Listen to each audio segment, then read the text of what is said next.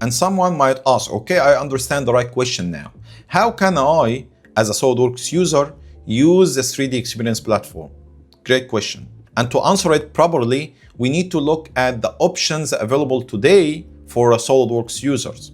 And when I say today, I mean as of 2026, because of course, software offerings can change in the future.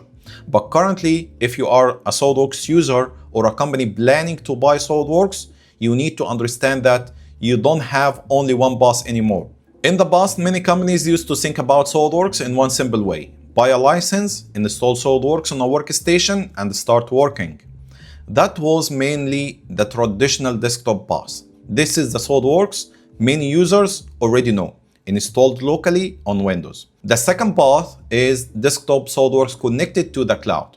Here, you still install SOLIDWORKS on your machine, but you also connect it to the 3D Experience platform for cloud data, collaboration, lifecycle, and other platform capabilities.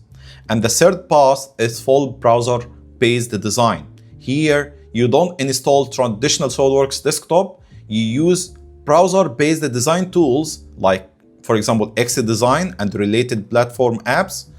So this slide is very important because before you compare license, prices, or product levels, you need to choose the right path first. Do you want traditional desktop? Do you want desktop plus cloud services? Or do you want a full browser-based workflow?